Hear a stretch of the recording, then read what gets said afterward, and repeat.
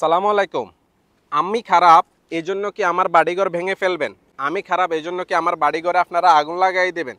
কাফি আপনার একটা বই লেখছে, মেয়েদের হাত ধরে টানাটানি করছে, সে ক্ষমা পর্যন্ত চাইছে মানুষের কাছে।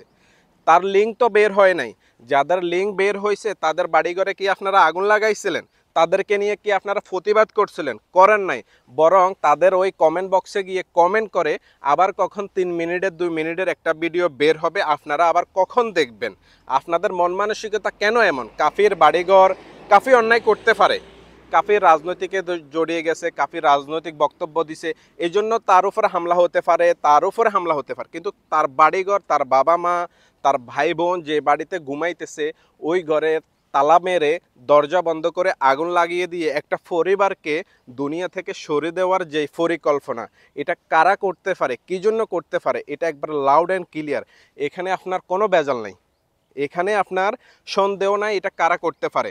ভাই তোমরা যারা এই কাজ করছো, তোমরা কারা, কি জন্য করছো এটা সবাই জানে কি জন্য করছো।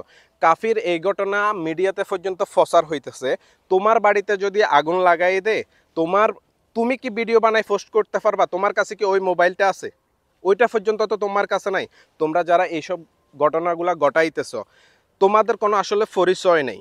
তোমাদেরকে কিছু রাজনৈতিক দলে ফালে শুধুমাত্র তোমাদেরকে, তোমাদের খাবারের জন্য তোমরা মানুষের উপর আক্রমণ করো, মানুষের ঘরবাড়ি ভেঙে ফেলো। তোমাদের বিবেক বুদ্ধি, তোমাদের জ্ঞান এগুলা কখন আসবে?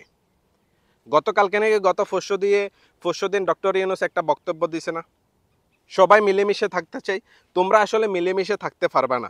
মানুষের বাড়িঘরে এখন হামলা করবা, মানুষকে মারবা, মানুষের গাড়ি ঘোড়া ভেঙে ফেলবা। এটাই তোমাদের থেকে আশা করতে পারে এই দেশের মানুষ, এটাই আশা করতে পারে তোমাদেরকে যারা জন্ম দিছে তারা।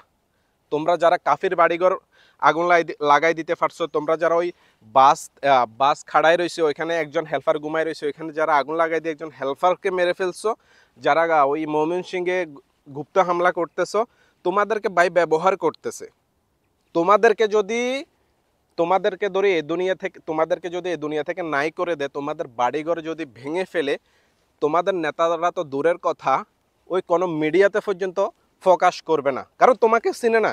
কাফিকে চিনে, এই জন্য কাফির ভিডিও, কাফির বাড়িঘর ভেঙে ফেলছে, কাফির বাড়িঘরে আগুন লাগাই দিছে, এটা মিডিয়াতে ফসার হইতেছে। তোমারে কে চিনে? তুমি 100 টাকার জন্য, 200 টাকার জন্য আজকে এই ঘটনাটা করছো। কালকে তোমার যখন তদন্ত করবে, তুমি ওই উপজেলার মানুষ, তুমি ওই পটুয়াখালীরই মানুষ, তুমি ওই পটুয়াখালী জেলারই মানুষ।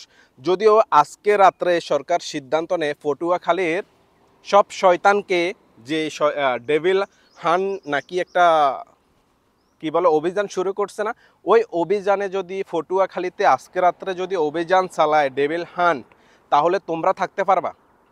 তোমাদের বাড়িঘর থাকবে? একটা জিনিস কেন বুঝে আসে না, তোমাদের পলাতক নেতাদের কথা শুনে দেশে কোনো নৈরাজ্য করিও না। সে সরকারের কাছে বিচার চাইছে, কিন্তু তোমরা যারা করতেছ রে ভাই, তোমাদের জন্য এই ভিডিওটা বানাইতেছি।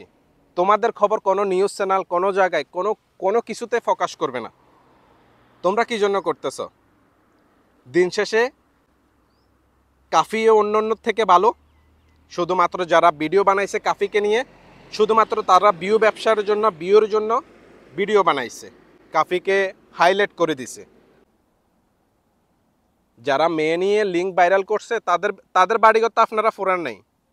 কাফির তো লিঙ্কও বের হয় না, কাফি তো সবার কাছে মাপ চাইছে, এরপরেও তার প্রতি এরকম অত্যাচার করলেন আপনারা।